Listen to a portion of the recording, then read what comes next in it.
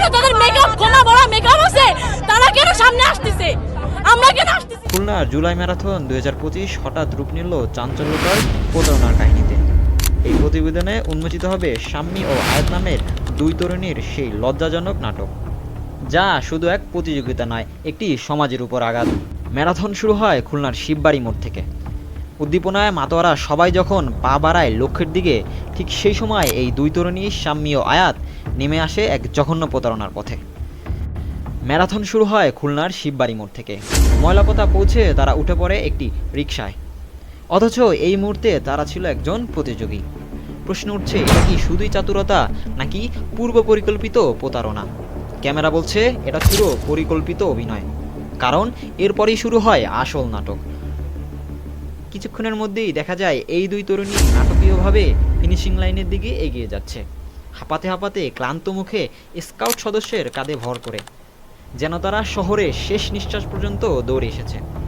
অথচ কিছুক্ষণ আগেই তারা রিকশায় করে এসেছিল। শুধু তাই নয়, যখন তাদের পুরস্কার দেওয়া হয়নি তখন তারা সাংবাদিকের সামনে দাঁড়িয়ে এমনভাবে কথা বলল যেন দুনিয়া তাদের সাথে বিশ্বাসঘাতকতা করেছে। আমরা তো দৌড়েছি, আমাদের সাথে বৈষম্য কেন? দেখলেই তো ভাই বোঝা যাচ্ছে, ওখানে আমরা যখন দৌড়াইছি আমাদের মানে মুভমেন্ট দেখলেই বোঝা যাচ্ছে, আমরা এসে কথা বলতে পারতেছি না, ওখানে গড়াগড়ি দিচ্ছি, এখানে আইসে মব সৃষ্টি করা শুরু করেছে। আমি ফার্স্ট হয়েছি, অথচ মেকআপই তাদের নষ্ট হয় নাই, এত সুন্দরভাবে তারা দৌড়াইছে। এই মিথ্যাচারে তাদের চোখে ছিল না বিন্দুমাত্র অনুশোচনা। ঘটনার শেষ ও চূড়ান্ত নাটক শুরু হয় পুরস্কার মঞ্চে।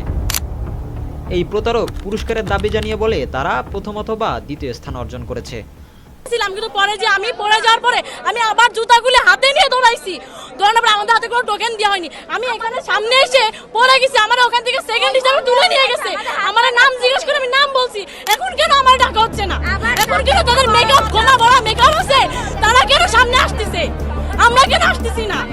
আমরা সকাল থেকে না খেয়ে বাড়ি থেকে না খেয়ে তারা ক্লান্ত দৃষ্টিতে হাঁটছে, পুরস্কার না পাওয়ায় মুখ কালো করে ঘুরে বেড়াচ্ছে।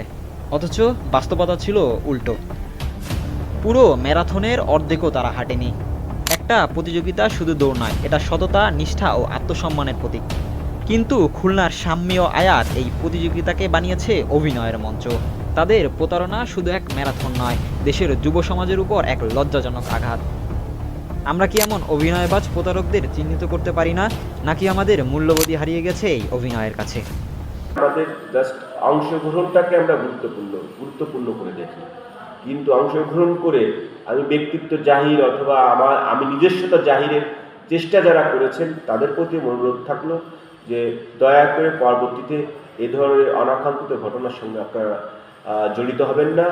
আমরা সবাই মিলে যেভাবে জুলাই বিপ্লবে অংশগ্রহণ করেছিলাম, দল মত বর্ণ শ্রেণী নির্বিশেষে আমরা সবাইকে সহযোদ্ধা হিসেবে মনে করেছিলাম। তখন কিন্তু আমাদের ভিতরে কোনো প্রতিযোগিতা ছিল না। তা এই জুলাই বিপ্লবকে যে অনুষ্ঠানগুলো হচ্ছে সেখানে আমরা প্রতিযোগিতা না করে আমরা সবাই সম্মিলিতভাবে এই প্রোগ্রামগুলো সুন্দরভাবে খুলনার মানুষের কাছে উপহার দিই, এটাই